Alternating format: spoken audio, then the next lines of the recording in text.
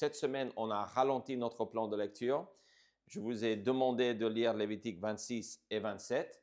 Donc, on a essayé de couper ces deux chapitres en 5 parties, même si on n'a pas nécessairement 5 parties. On a trouvé 5 parties parce que les éléments changent dans la révélation. Mais vraiment, on parle de deux choses. Je pense que Lévitique 26 et 27 sont bien regroupés. Donc, ceux qui ont mis les versets et les chapitres ici, je pense que peut-être ils ont bien fait. Parce qu'on parle de deux choses ici. On a cette idée si on veut résumer Lévitique 26 et 27, on va dire qu'on parle de deux choses. Mais on peut présenter ces deux choses ou deux grands thèmes en quatre éléments, quatre principes ou quatre clés pour demeurer ou rester dans la présence de Dieu.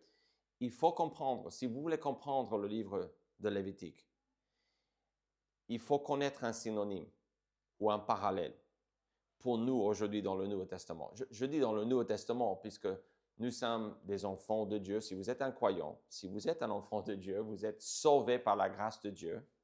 Donc, vous participez à cette nouvelle vie en Jésus-Christ. Et donc, l'équivalent pour l'Église aujourd'hui, si on veut comparer Lévitique et vraiment la loi de Moïse et tout ce qu'ils ont vécu en tant que Juifs, pour eux, c'était tout par rapport à rester dans le pays. C'est pour cela que quand on lit le livre de Lévitique ou autre, souvent Dieu va revenir sur le sabbat.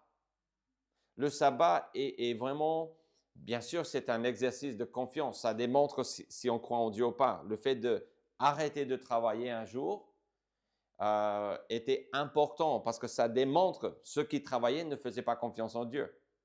Ceux qui ne travaillaient pas faisaient confiance en Dieu. J'ai constaté cette semaine en étudiant Lévitique 26 et 27 que pour l'illustrer, on parle vraiment de deux thermomètres. La loi, donc en gros, la loi est un thermomètre avec le but. Donc avant, on mettait le thermomètre dans la bouche, n'est-ce pas, ou quelque part d'autre. Maintenant, on peut scanner, n'est-ce pas, pour voir quand on va au médecin, on fait plus ça, on scanne la tête et on dit, vous n'avez pas de température, tout va bien. Mais à l'époque, je me souviens qu'on mettait un thermomètre sous la langue et on devait rester longtemps. Et parfois, maman, ça faisait mal, ça entrait là-dedans, c'était pas agréable. Mais c'était pour voir si on avait de la température ou pas. Bon, la loi, en gros, le Nouveau Testament explique que la loi est un thermomètre qui explique qu'on est tous pécheurs. En fait, Dieu a donné la loi pour nous dire vous êtes pécheurs. Donc, c'est pas pour voir si on est ou pas. Okay? Ça, c'est la loi. Mais j'ai vu qu'il y a un autre thermomètre et c'est le sabbat. Le sabbat était la façon que Dieu pouvait tester la confiance ou la foi de son peuple. Donc, quand vous lisez le sabbat dans l'Ancien Testament, souvenez-vous de cette idée qu'on parle d'un exercice de confiance, mais aussi on parle d'une façon vraiment pour résumer.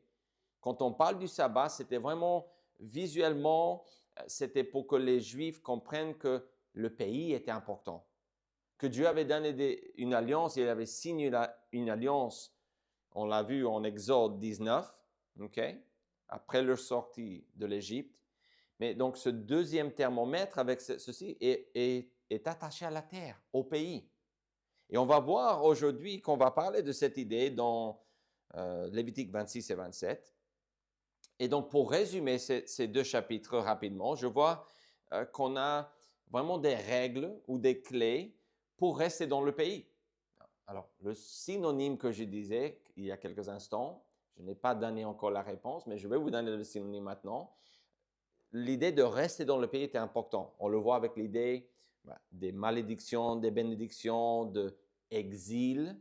On parle d'exil ici, de pouvoir, d'éventuellement, si on n'obéit pas, d'être rejeté du pays. Et on attache ceci au sabbat. Donc, le peuple ne va pas, on connaît l'histoire, ne va pas respecter les sabbats. Et Dieu va les éjecter du pays, en fait, pour que le pays puisse se reposer. Dieu voulait que le pays puisse se reposer avec l'agriculture, avec le sabbat chaque semaine. Il y avait vraiment un rythme de repos qu'on voit, qui est consacré depuis la création de l'univers, dans Genèse 2, 1 à 3. Mais le synonyme, encore une fois, est cette idée, pour nous, dans l'équivalent de demeurer dans le pays et de marcher en communion avec Dieu. Okay? Donc, les Juifs, c'était pour rester dans le pays.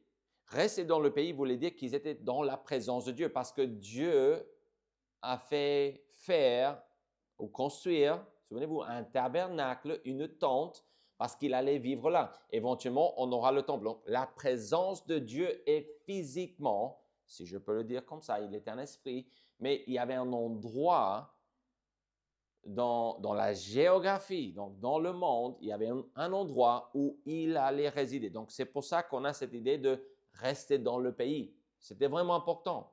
Ce n'est plus important pour nous parce qu'on n'a pas un pays ici-bas. On attend notre héritage au ciel. OK? Ça, c'est un peu différent.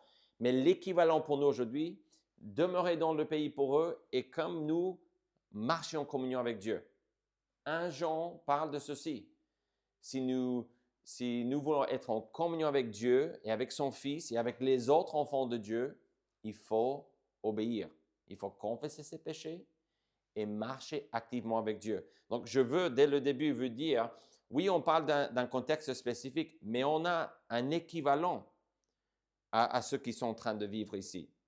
Donc, l'obéissance apporte des bénédictions. La désobéissance apporte des malédictions, mais une humble repentance apporte la restauration. Ça, c'est, en résume, le chapitre 26, quand je dis cela. Alors, comment est-ce qu'on peut expliquer Lévitique 27? On parle des vœux, n'est-ce pas? On va voir que dans chapitre 26, on dit 3 choses. Souvenez-vous, bénédiction, malédiction, restauration par la repentance ou la confession. Et ça, c'est vraiment les règles du jeu. Mais le chapitre 27 explique que dans ce système, pour les Juifs, il y avait la possibilité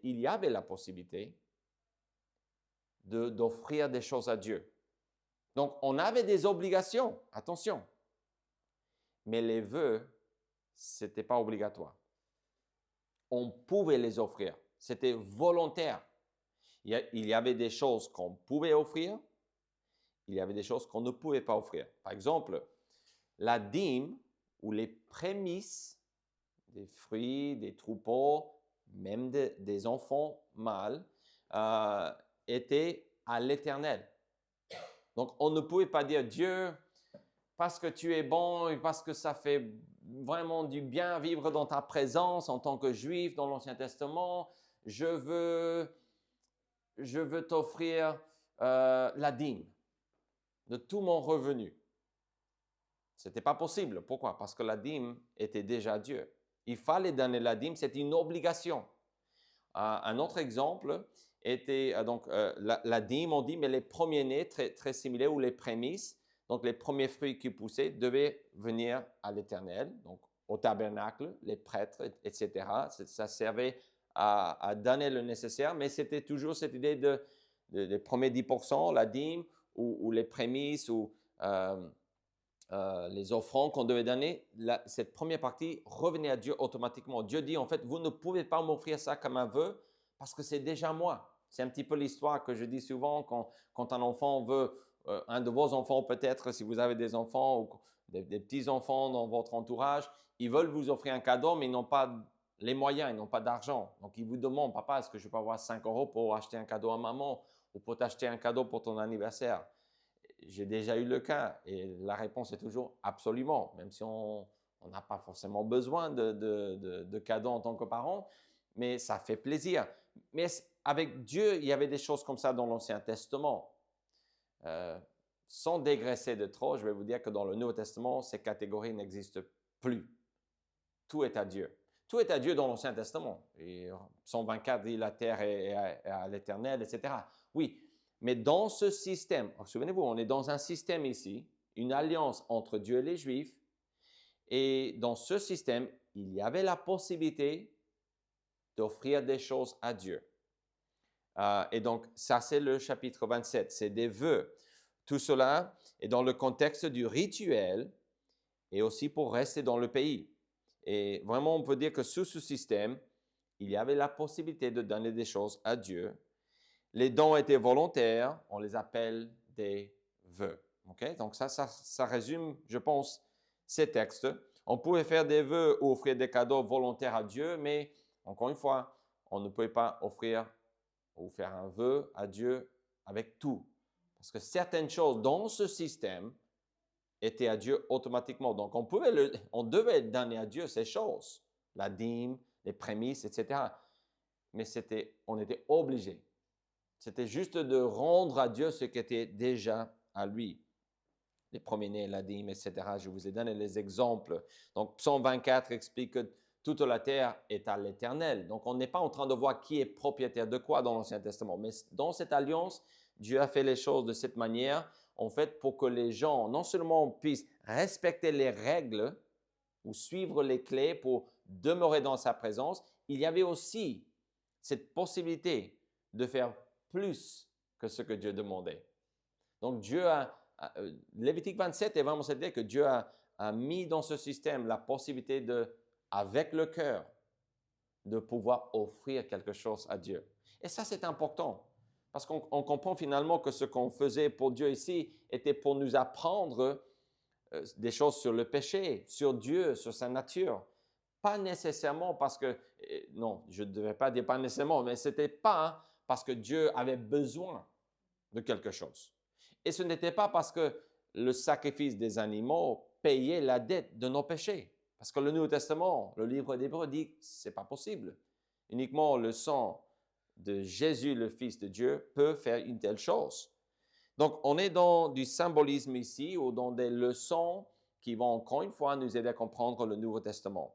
Alors, pour mieux comprendre cette dynamique qu'on a ici, qui est loin de nous, qui n'est pas vraiment notre vécu avec le Seigneur Jésus-Christ aujourd'hui, mais pour bien comprendre, on va considérer 4 clés pour comprendre comment Dieu voulait que ce système fonctionne avec les Juifs. Et je vais vous dire, à chaque fois, à chaque étape, on va voir qu'il y a quelque chose qui est applicable dans nos vies avec Jésus aujourd'hui aussi. Donc, je vous ai dit plusieurs fois déjà que l'Ancien Testament, la loi de Moïse et toutes ces choses que parfois nous semblent bizarres de notre point de vue, ce n'est pas que Dieu est en train d'écrire pour écrire parce qu'il est bavard, parce qu'il n'a rien d'autre à faire. Non, ces choses nous concernent. Et l'Ancien Testament est la fondation du Nouveau Testament. Donc, avec ceci, on va partir sur cette idée de vraiment 4 clés pour demeurer avec Dieu. Et on va voir premièrement que ce qu'on voit dans ce texte, si on reprend Lévitique 26, on va voir notamment dans les premiers 13 versets, donc ça fait une petite lecture que nous avons fait. Ici, on voit que l'obéissance est demandée.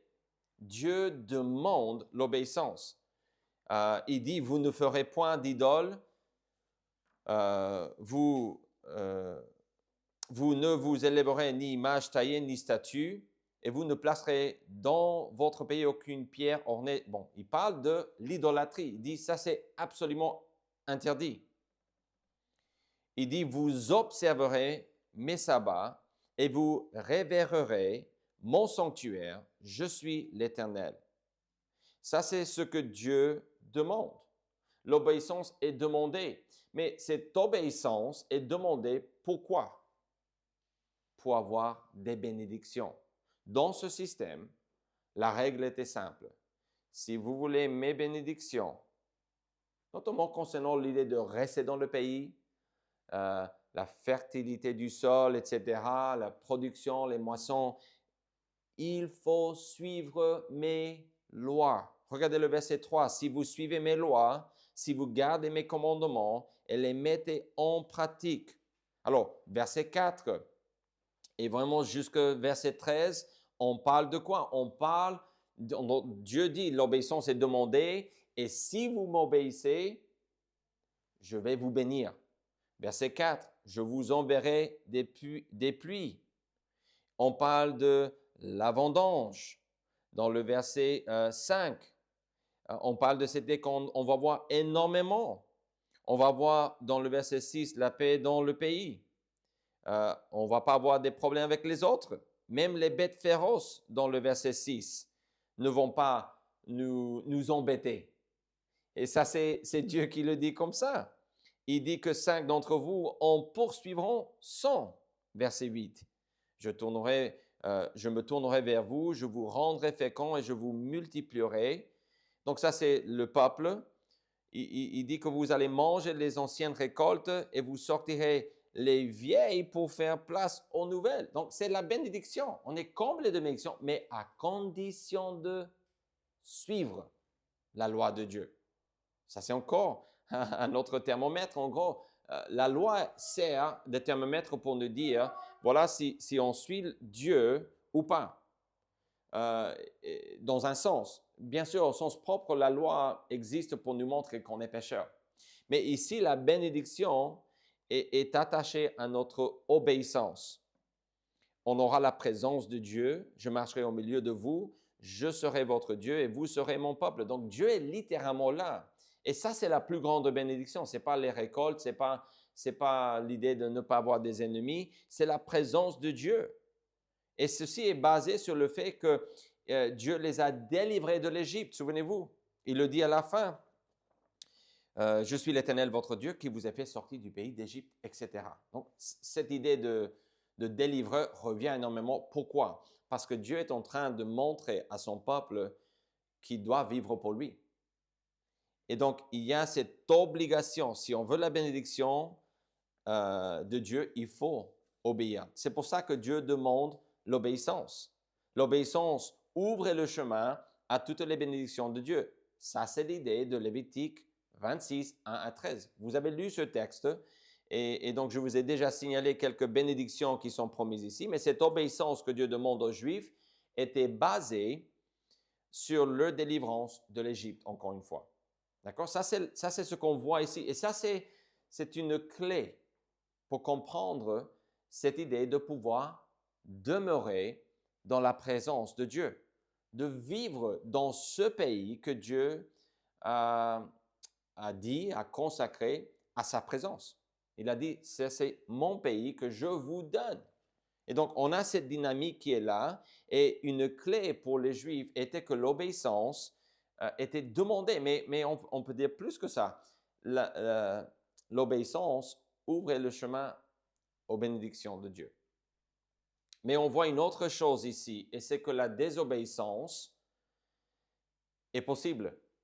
Ça, on le savait déjà avant la loi, n'est-ce pas? Vous vous souvenez qu'on a vu dans Genèse 3 que l'être humain, donc en fait, on recule un petit peu. Genèse 2, on a vu qu'on avait le choix. En Genèse 3, on voit qu'ils ont pris le mauvais choix ou fait le mauvais choix, n'est-ce pas? Ils ont mangé de l'arbre que Dieu a dit, il ne faut pas. Vous pouvez manger tous les arbres, mais pas de cet arbre ici. L'arbre de la connaissance du bien et du mal, il ne faut pas manger du fruit de cet arbre. Mais ici, sous la loi, on voit toujours que le choix est là. Ils avaient toujours le choix parce que la désobéissance est possible dans la loi. Et ça semble peut-être bête de le dire parce que nous, on sait qu'on a le choix aujourd'hui, mais il faut préciser ici que c'était vraiment un choix. La désobéissance est aussi un choix. Donc, déjà, si l'obéissance est demandée, c'est que c'est un choix aussi. Donc, ça suit que la désobéissance est un choix aussi. Mais je mentionne ces deux choses à part parce que dans Lévitique 26, et donc on avance un petit peu, on était dans les premiers 13 versets, mais on avance maintenant vers 14 jusqu'à 39. Vous avez aussi lu ce texte. Ici, on parle des malédictions.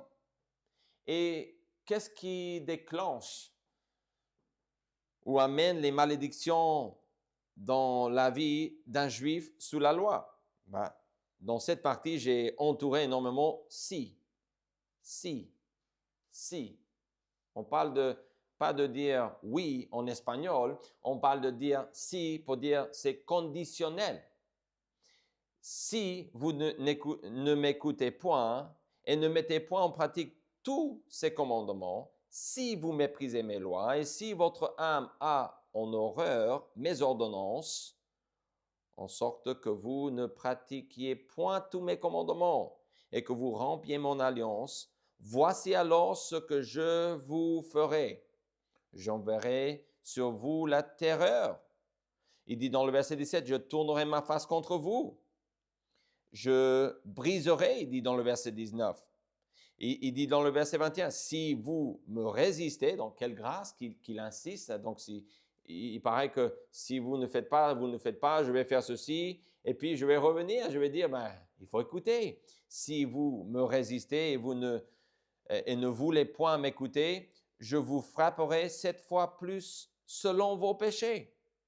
Donc, il parle de frapper, il parle de disperser, de réduire, il parle de l'exil éventuellement. Il dit ceci dans le verset 34, « Alors le pays jouira de ses sabbats tout le temps qu'il sera dévasté et que vous serez dans le pays de vos ennemis. Alors le pays se reposera et jouira de ses sabbats.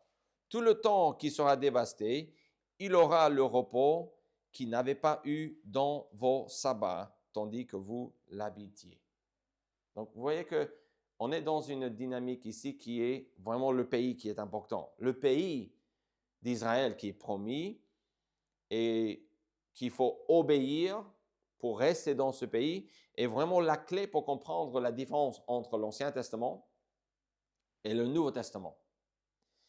Et je vous ai dit au début que rester dans le pays est synonyme pour nous aujourd'hui dans le Nouveau Testament avec l'idée de marcher dans la lumière, comme 1 Jean 1 le dit. Donc, si vous comprenez cela, vous allez comprendre pourquoi Dieu veut mettre son peuple dans le pays et pourquoi après il va les enlever du pays. Et pourquoi après il va les restaurer, le faire revenir dans le pays. C'est tout par rapport à cette idée que Dieu voulait l'obéissance pour que le peuple de Dieu, les Juifs, ici à l'époque, ça c'est notre contexte, pour qu'ils puissent marcher avec Dieu ou rester dans sa présence. Pour nous, dans le Nouveau Testament, nous voulons vivre en communion. Si on est un enfant de Dieu, si vous êtes sauvé, vous êtes dans la famille de Dieu. Vous êtes scellés du Saint-Esprit, la Bible dit très clairement dans le Nouveau Testament. Mais ce qui peut changer pour vous n'est pas votre relation avec Dieu. Une fois enfant de Dieu, toujours un enfant de Dieu. Mais ce qui varie de jour en jour, de moment en moment, c'est notre communion avec Dieu. Et pour le peuple de Dieu, dans cette alliance qu'ils avaient, ils étaient toujours juifs ou peuple de Dieu. Mais cela ne veut pas dire qu'ils étaient tous sauvés. C'est différent. Mais ils étaient tous dans le peuple de Dieu et pour rester dans sa présence, donc dans la terre, ou le pays, si on veut le dire comme ça, pas sur la terre, mais dans cette terre ou ce pays donné ou promis à Abraham, pour rester là dans ce pays, il fallait obéir.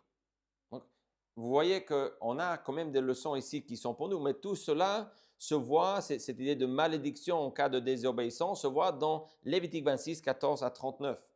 Et j'ai déjà mentionné plusieurs de ces malédictions promises dans les versets 16 à 39.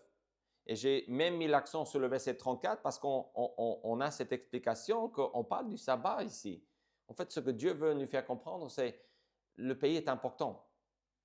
Et je ne parle pas ici des Juifs. Dieu dit comme s'ils étaient enfants de Dieu ou pas. Je parle dans le sens d'être sauvés du Nouveau Testament. Il s'adresse à ce peuple parce que c'est ce peuple, le Nouveau Testament dit, qui nous sert d'exemple aujourd'hui pour comment nous devons faire nos vies avec Jésus-Christ. Donc, eux, en quelque sorte, c'est les gens, les pionniers qui ont pris un chemin inconnu. On ne peut pas dire son guide parce que Dieu a donné son nom, je pense Jésus qui les a avancés, mais sincèrement, c'était très difficile pour eux. Et la rigueur de la loi était impossible. Impossible. Parce que le but, c'était pas impossible parce que le but était de montrer qu'on est pécheur. Mais c'est impossible de suivre la loi. Seul qui l'a fait, c'est Jésus, notre sacrifice, n'est-ce pas? Donc, on a cette idée que le sabbat, ici, c'est pour dire que ces règles d'obéissance, désobéissance et repentance sont pour rester dans le pays. N'oubliez pas cela. Si vous ne voyez pas que rester dans le pays est équivalent à rester en communion avec Dieu pour le Nouveau Testament, pour le croyant dans le Nouveau Testament, vous allez mal comprendre vraiment l'Ancien Testament. Mais on a un autre élément ici, et c'est dans le chapitre 26 encore. Donc, on avance en ordre parce que le texte se présente d'une manière qui est très simple à suivre. On parle des bénédictions, on parle des malédictions, mais Dieu aussi, en parlant d'exil, il parle aussi de cette idée de restauration. Il dit que la restauration est possible. Souvenez-vous, on parle des clés. Comment est-ce que les Juifs pouvaient vivre dans la présence de Dieu? L'obéissance. Amener les bénédictions de Dieu. La désobéissance apportait énormément de malédictions, jusqu'au point éventuellement d'être éjecté du pays. Donc, ça veut dire ne plus être en communion avec Dieu. Mais Dieu aussi parle dans le verset 40 jusqu'à la fin du chapitre 26 de confesser, de repentance et de restauration. Et c'est parce que la repentance restaure. La confession rétablit notre communion avec Dieu. Donc ça, c'est ce qu'on voit ici dans l'Ancien Testament et c'est tout à fait pareil dans le Nouveau Testament. D'accord? En tant qu'enfant de Dieu, quand vous péchez, vous perdez votre communion avec Dieu. Pourquoi? Parce que Dieu est lumière et il n'y a point en lui de ténèbres. Donc, quand moi je fais quelque chose qui est des ténèbres, je marche dans le mal, je ne marche plus avec Dieu. C'est impossible de dire ceci. Je l'entends souvent. Peut-être vous avez entendu ceci aussi.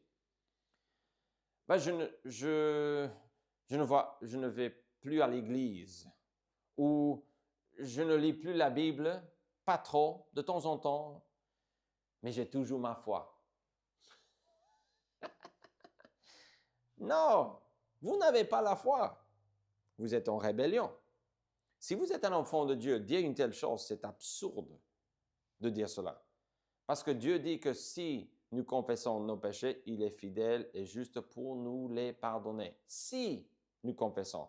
Mais dire que j'ai toujours la foi, mais que je ne viens jamais à l'église, ou que je ne lis plus la Bible, ou je n'ai plus un témoignage envers les autres pour le Seigneur Jésus-Christ, ou autre, vous pouvez remplir toutes les bonnes œuvres que vous voulez dans cette liste. C'est un exemple.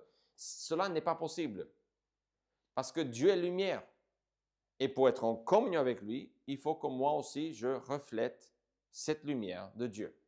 Et c'est une clé. Et donc ici, on voit que la confession demande de l'humilité.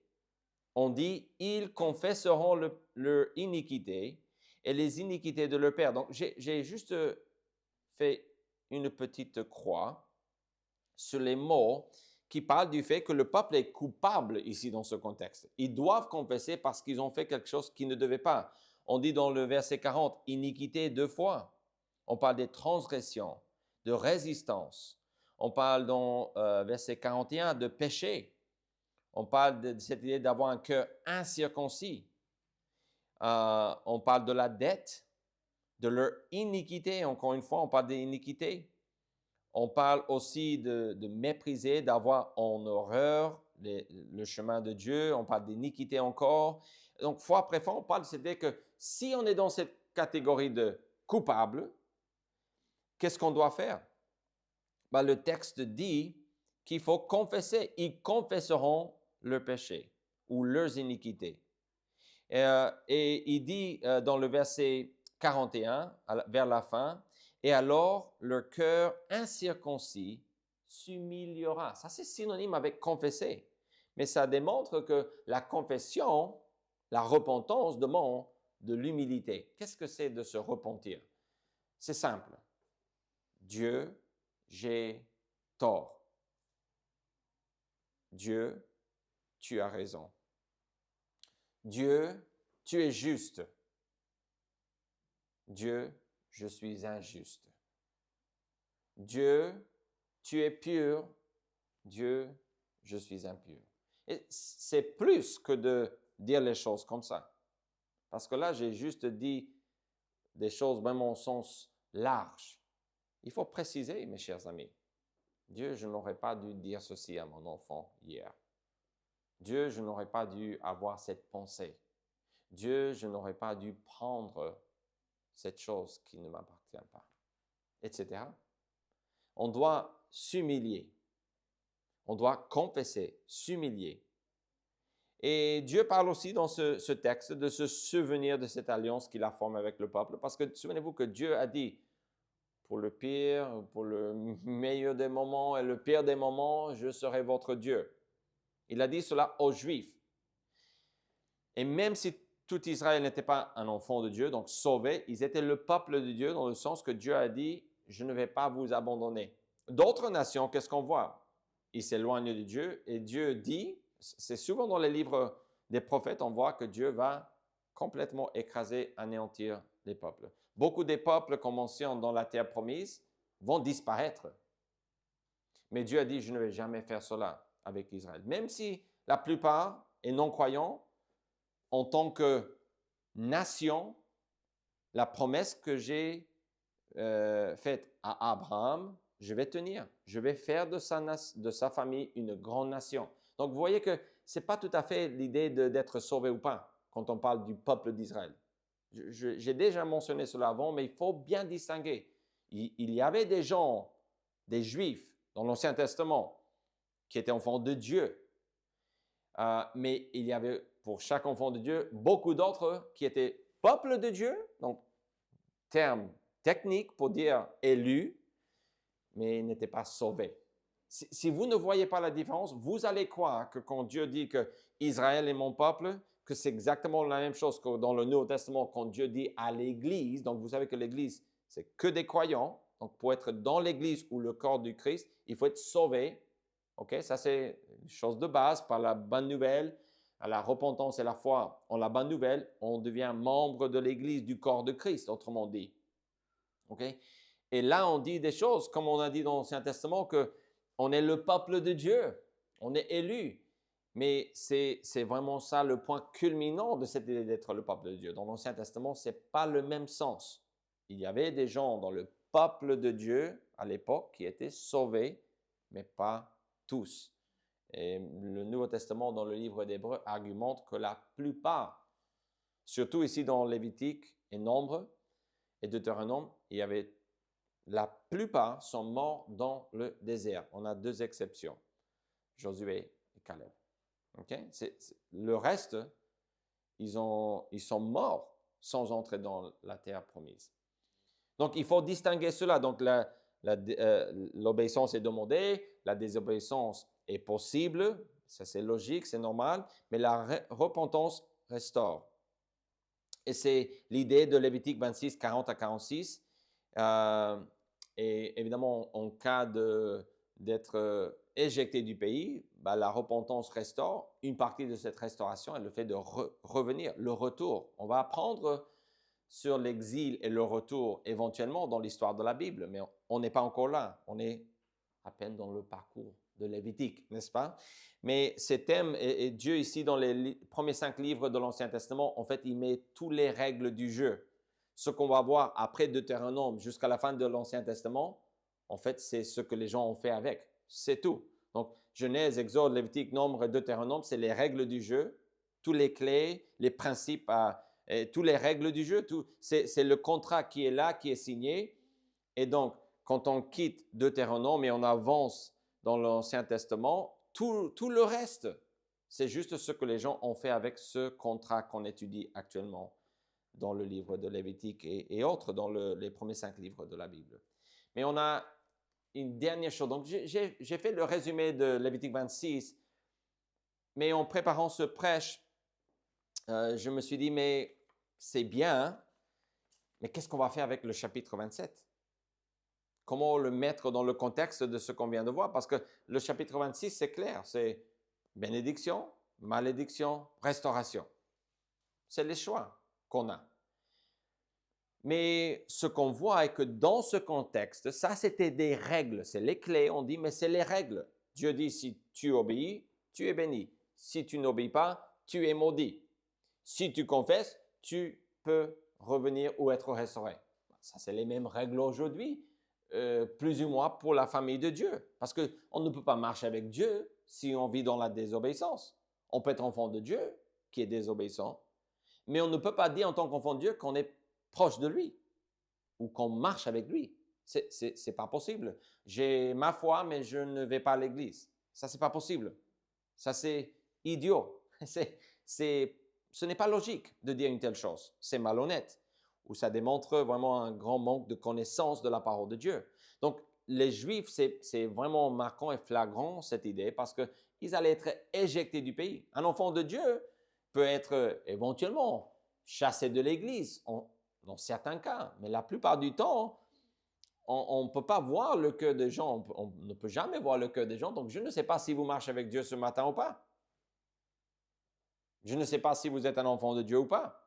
Je ne peux pas voir le cœur. Je peux soupçonner que quelqu'un est un enfant de Dieu, comme vous pouvez soupçonner que je suis un enfant de Dieu, mais ce n'est pas comme si j'ai quelque chose sur le front, enfant de Dieu, donc Dieu m'a mis ça, tout le monde le voit, c'est flagrant. Non, ce n'est pas comme ça, mais dans cette alliance, c'était visible. On voyait. Dieu, il intervenait rapidement. Mais le chapitre 27 dépasse les règles et nous explique un principe qui est possible ici, qui est similaire dans le Nouveau Testament, pas tout à fait pareil, mais et ce principe est tout simplement que l'amour que nous avons pour Dieu, en suivant les règles de Dieu, on va découvrir qu'il est bon. Parce que tout ce qu'il demande est pour notre bien. Quand on a cette confiance et cette foi, on va découvrir. Donc, quand on traverse le chapitre 26 de Lévitique, on arrive au chapitre 27. Que l'amour pour Dieu inspire la générosité du cœur. En tant qu'enfant de Dieu, le fait, bon, je me mets là dans le Nouveau Testament, donc je quitte Lévitique 27, mais je dis que notre vie doit être ici dans le chapitre 27. Oui, la réalité du 26 est nécessaire. On doit confesser nos péchés. On a besoin de restauration. Ça, c'est tout à fait normal. Mais la clé est d'arriver au chapitre 27. En tant que juif, c'est la clé parce qu'on parle ici de faire des vœux. Un vœu est tout simplement une offrande volontaire à Dieu. Il pouvait dire, « Wow, Dieu est bon. Dieu est bon. Oh, la loi est dure, elle est sévère, il y a beaucoup à faire. » Et peut-être il ne comprenait pas chaque détail non plus de la loi. Mais pourquoi ça, mais pas ça, et pourquoi, comment? Mais l'idée était qu'il puisse découvrir que Dieu est bon, se confier en lui, accepter sa parole, peu importe ce qu'il croyait, et suivre ses commandements. Mais ici, on parle de pouvoir faire un vœu d'une personne, d'un animal, pur ou impur, d'une maison. On pouvait offrir une maison. On pouvait offrir aussi un champ. Et ça, c'est vraiment les versets 1 à 25. On parle de différents exemples des choses que les gens pouvaient donner à Dieu. Alors, on ne va pas rentrer dans les détails de ce qui pouvait être racheté, le prix qu'on pouvait offrir, etc. Parce qu'il y a tout un système ici. On doit savoir qu'ici, ce n'est pas un système de valeurs qu'on étudie ici. Quand on parle des filles ou des garçons ou d'une personne plus âgée, la valeur des gens et tout ça. Ce n'est pas ça l'idée qu'on a ici. C'est vraiment l'idée de, si quelqu'un veut offrir un don à Dieu, volontairement, s'il n'y avait pas énormément d'argent à l'époque, j'imagine que ça existait parce qu'on en parle, mais beaucoup de ce qu'on faisait, c'était un bien pour un bien. Du troc, on appelle ça, je pense, n'est-ce pas? Et donc, on a cette idée de ça. Mais le système ici, que certaines choses qu'on offrait, on pouvait les racheter. C'est-à-dire, on peut dire, je vais donner ma maison, mais je veux ma maison, OK? Donc, je vais donner la valeur de la maison en argent. OK? Vous voyez la différence? Donc, la maison pouvait rester à la famille.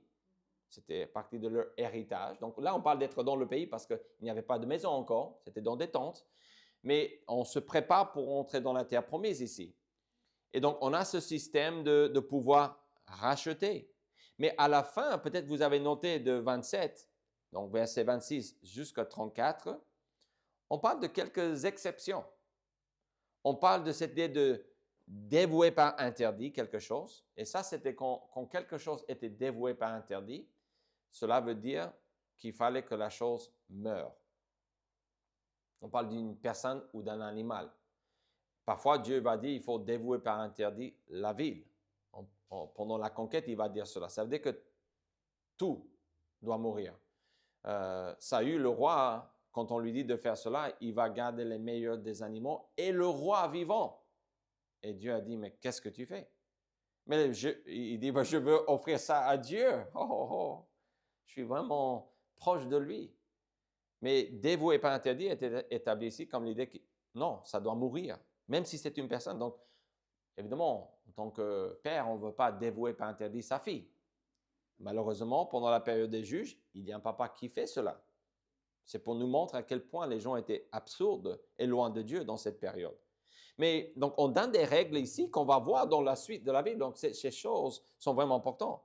Mais on parle de cette idée de sanctifier. Nul ne pourra, verset 26, sanctifier le premier-né de son bétail, lequel appartient déjà à l'Éternel en sa qualité de premier-né.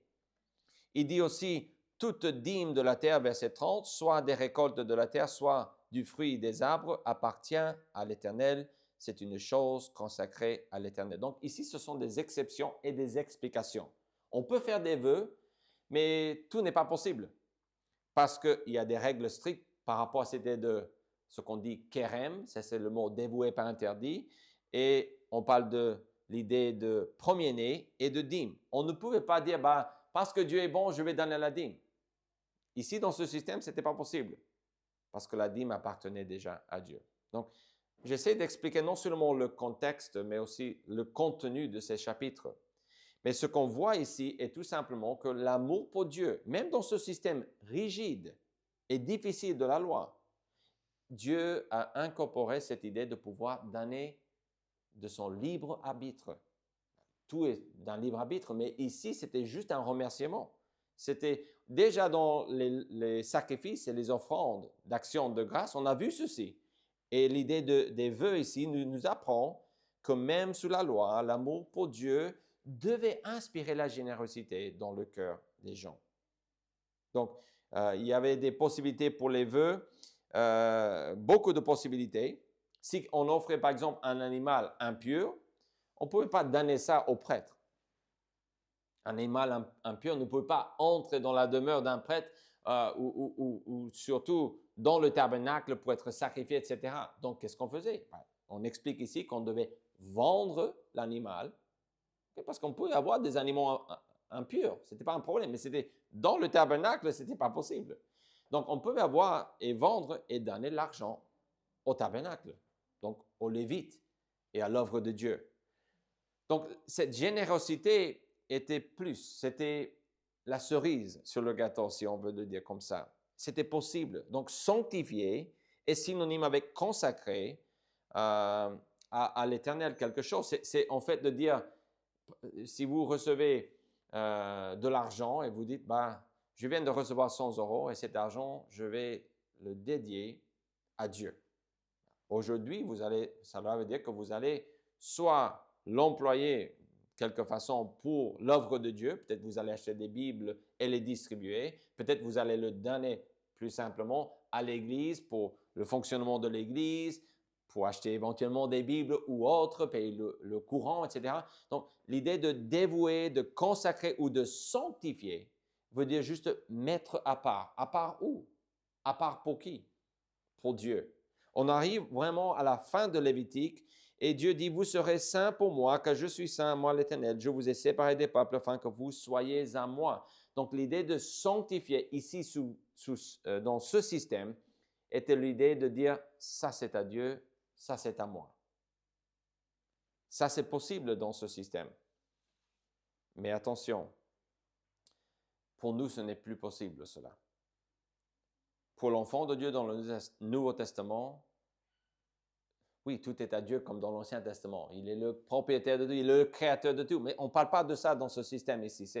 On parle de, moi j'ai des choses et je dis ça c'est à moi, ça c'est à Dieu, ça c'est à ceci, cela, l'autre. Ici, dans ce système de la loi, c'était possible. Mais dans le Nouveau Testament, ce n'est pas possible. Ce n'est plus possible parce qu'on est racheté déjà. Dieu a payé pour nous avec son sang qu'il a versé pour nous. Dieu, le Fils, est mort à notre place. Donc, oui, on doit vivre pour Dieu. Mais tout ce que nous faisons est dû. On appartient à Dieu.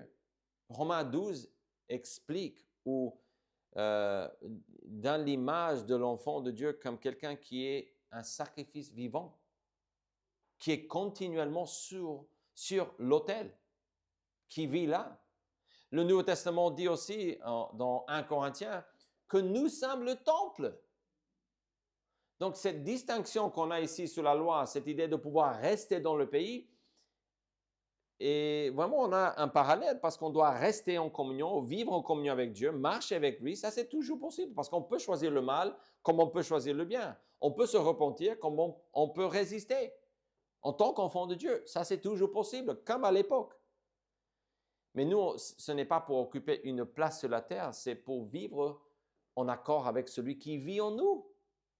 Donc, nous, on dépasse énormément cette idée qu'on voit ici dans Lévitique. Donc, pour résumer, Lévitique, pour rester dans le pays, les Juifs devaient obéir, tout simplement.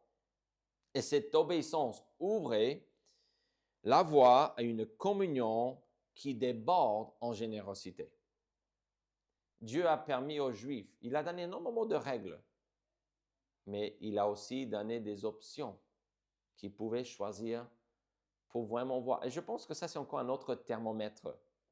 Je pense que cette idée des vœux, quand ce n'était pas obligatoire de donner quelque chose, qu'on pouvait donner quelque chose, est comme un thermomètre pour, encore une fois, voir l'amour du peuple. Le sabbat, c'était question de confiance en Dieu. Okay? On devait le faire, c'est une règle. Mais les vœux, c'était la possibilité de dire « Dieu, je t'aime. Dieu, je t'aime. » Et donc, c'était là, cette communion qui déborde en générosité. Et alors, pourquoi et comment? Pourquoi? Parce que rester dans le pays, encore une fois, est vraiment, pour nous, l'équivalent est de vivre en communion avec Dieu. C'est tout simplement cela. Les Juifs faisaient tout ceci pour rester dans le pays promis. Nous obéissons à Dieu et on confesse nos péchés. Pourquoi? On le fait pour vivre en communion avec lui. Je vais vous lire un texte ou deux du Nouveau Testament. Regardez Romains chapitre 12 avec moi. Je veux non seulement rester dans le contexte de l'Ancien Testament, mais je voudrais vous montrer rapidement la suite pour nous aujourd'hui. Pourquoi le Nouveau Testament reprend énormément l'Ancien Testament, mais qu'on voit que ce n'est pas tout à fait la même chose. Donc, l'Ancien Testament est fondamental, mais c'est juste la fondation. On va construire sur l'Ancien Testament. Je vous exhorte donc, frères, par les compassions de Dieu, à offrir vos corps comme un sacrifice vivant, saint, agréable à Dieu, ce qui sera de votre part un culte raisonnable. Ne vous conformez pas au siècle présent, mais soyez transformés par le renouvellement de l'intelligence, afin que vous discerniez quelle est la volonté de Dieu, ce qui est bon, agréable et parfait. Donc, plusieurs choses que je veux signaler ici. C'est par les compassions de Dieu. En fait, je vous exhorte donc, fait référence au début de Romains, donc chapitre 1, 11. Et qu'est-ce qu'on explique dans ces chapitres? La bonne nouvelle de Jésus, que tous sont coupables, mais Christ est mort pour les pécheurs et que nous pouvons être sauvés, avoir la vie éternelle par Jésus-Christ. Donc, par les compassions de Dieu, basées sur ceci, on doit offrir nos corps comme un sacrifice vivant. Donc, plusieurs choses. Numéro 1, on a le choix. Techniquement, on a le choix. On n'est pas des robots. Devenir un enfant de Dieu ne veut pas dire qu'automatiquement, nous allons faire la volonté de Dieu. Si vous avez une foi ou la pensée erronée qui est que, en tant qu'enfant de Dieu, tout ira bien. Je sais qu'avec mon Dieu, tout ira bien. Oui, dans un sens. Mais cela ne veut pas dire que chaque péché que je vis dans ma vie est « Ah, parce que Dieu l'a voulu ainsi. Oui, j'ai fait comme ça, mais je ne peux pas m'empêcher. C'est comme ça. » Non. On doit choisir de nous offrir. Mais écoutez ce qu'il dit, un sacrifice vivant. Donc là, on est où?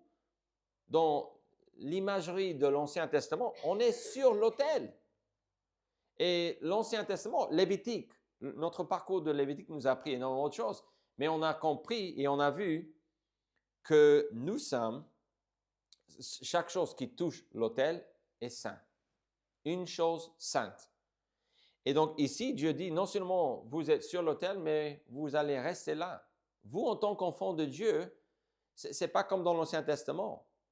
c'est vous êtes à moi entièrement. Vous devez vous offrir entièrement. Un dernier texte que je veux vous faire lire ou écouter est 1 Corinthiens 6.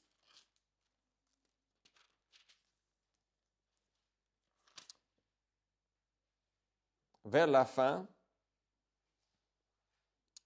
on dit ceci, dans le verset 19. « Ne savez-vous pas que votre corps est le temple du Saint-Esprit qui est en vous et que vous avez reçu de Dieu et que vous ne vous appartenez point à vous-même, car vous avez été rachetés à un grand prix. Glorifiez donc Dieu dans votre corps et dans votre esprit qui appartiennent à Dieu. » C'est dans la loi, on avait les catégories de impur et pur. Et vous dites, mais j'ai cru que cela voulait dire que c'était péché et ce n'était pas un péché. Donc, un animal était pur parce qu'il n'était pas pécheur et l'autre était... Mais non! Impur et pur, c'est quelque chose dans le rituel. C'est dans cette idée de, il y a des choses qui m'appartiennent, d'autres qui ne m'appartiennent pas dans ce système. Tout est à Dieu, évidemment, mais sous la loi, ce n'était pas le cas. Il y avait des choses qu'on pouvait offrir à Dieu et d'autres qu'on ne pouvait pas. Ici, on voit que comme les Juifs, on a le choix. On doit faire ce que Dieu demande. Mais ici, contrairement aux Juifs, on voit que nous avons été rachetés à un grand prix, le sang de Jésus-Christ. Glorifiez donc Dieu dans votre corps et dans votre esprit. Donc, notre être entier est à lui. Parce qu'il dit qui appartiennent, ça c'est au pluriel, appartiennent à Dieu. 1 Corinthiens 6, 19 et 20 sont à comprendre et à lire avec énormément d'autres textes que je ne vais pas mentionner, mais il y a énormément de parallèles entre Lévitique 26 et 27 et le Nouveau Testament. Mais c'est tellement qu'on ne finira jamais ce prêche si je vous amène dans tous ces textes, dans le Nouveau Testament. Mais c'est important de au moins relier un petit peu parce qu'avec le temps, on va étudier l'histoire de la Bible de plus en plus et on va faire plus de comparaisons. Donc, pas la peine de les faire tous aujourd'hui, OK? Mais Romains 12 aussi nous parle de cette idée de la même chose. On est entièrement à lui. On doit offrir nos corps comme un sacrifice vivant. Pourquoi? Parce que notre corps, notre être entier est à Dieu. Et ça, c'est, mes chers amis, ce qui est différent par rapport à cette idée d'être sous la loi dans l'Ancien Testament et le Nouveau Testament. Alors, est-ce qu'il y a beaucoup de mystères de notre point de vue? Oui. Est-ce qu'on a beaucoup de questions? Absolument. Est-ce qu'on comprend chaque détail de tout ce qui est dit dans les versets de chaque chapitre 26 et 27 ou autres dans le livre de Lévitique? Nous ne comprenons pas tout. Ça, c'est sûr, mais on comprend les grandes lignes. On comprend l'histoire de la Bible à travers ce livre et on comprend que ce que Dieu est en train de dire ici ou ce qu'il est en train de faire est de préparer le peuple ici, à la fin de ce livre, pour entrer dans la terre promise. Peut-être vous savez déjà qu'ils ne vont pas entrer tout de suite parce qu'ils vont désobéir et vont choisir de ne pas entrer dans cette terre promise. Mais Dieu, il sait cela aussi ici dans le livre de Lévitique. Mais il fait tout le nécessaire pour qu'ils puissent y entrer dans sa grâce. Même en sachant qu'ils ne vont pas le faire, il donne les règles du jeu. Il explique avant d'entrer, voici comment vous pouvez y rester. Et l'application pour nous est simple. Si vous voulez rester dans la présence de Dieu, je ne parle pas d'être un enfant de Dieu ou pas. Si vous êtes un enfant de Dieu, si vous voulez faire votre vie avec Dieu, si vous voulez demeurer avec Dieu, vous devez obéir Dieu, obéir à ses commandements pour rester dans sa présence. Donc, rester dans sa présence n'est pas synonyme avec être un enfant de Dieu. On parle des enfants de Dieu uniquement, que si les enfants de Dieu, si nous voulons vraiment jouir d'une belle vie sur cette terre maudite avec Dieu qui est bon, il faut l'obéissance. Il faut obéir pour rester dans la présence de Dieu, pour demeurer ou faire sa vie avec Dieu. On parle des gens dans la parole de Dieu qui marchaient avec Dieu. Dans les Proverbes, on parle de deux chemins. Le chemin qui mène en haut ou en bas vers le séjour des morts, le chemin des insensés et des sages, de la folie, de la sagesse, mais c'est les deux mêmes options. On a des synonymes pour dire la même chose. Ici, on parle de cette idée aussi. En tant qu'enfant de Dieu, on a le choix entre le bien et le mal. Le bien nous permet de vivre en communion avec notre Sauveur Jésus-Christ. Parce qu'il nous a rachetés. Techniquement, on est déjà lui. Et chaque chose est sainte, c'est-à-dire consacrée à Dieu. Cela ne veut pas dire qu'il n'y a pas des choses qu'on peut faire qui sont contre la volonté de Dieu ou qui sont de mauvaises choses. Absolument. Mais l'idée de consacrer ou de saint ou d'être une chose sainte, ça veut dire que c'est quelque chose qu'on a dédié, consacré à Dieu. Et Dieu veut de nous que nous soyons entièrement à lui. On est entièrement à lui en tant qu'enfant de Dieu, mais il voudrait que nous réalisions cette vérité et que nous vivions pour lui à partir de sa grâce. Parce qu'il nous a sauvés, on peut suivre ses règles et commandements. Père Céleste, je prie pour que tu nous permettes de comprendre la différence entre l'obéissance et la désobéissance et la restauration qu'on voit dans l'Ancien Testament, ces règles que tu as mis en place pour les Juifs, et que tu nous aides à comprendre comment nous aussi, nous pouvons vivre par ces principes dans le Nouveau Testament. Mais je prie plus, Seigneur, pour que tu nous permettes, une fois qu'on comprend les bases de notre relation personnelle avec toi, cette idée de vivre dans ta présence, de marcher en communion avec toi, que tu nous permettes, Seigneur, de vivre une vie qui est entièrement donnée à toi, où tu as accès à chaque aspect de nos vies, notre portefeuille, nos biens, nos enfants, notre santé, notre temps, notre travail, tout est à toi, Seigneur. Je prie que tu nous permettes de réaliser ceci. Au nom de Jésus-Christ, nous prions. Amen.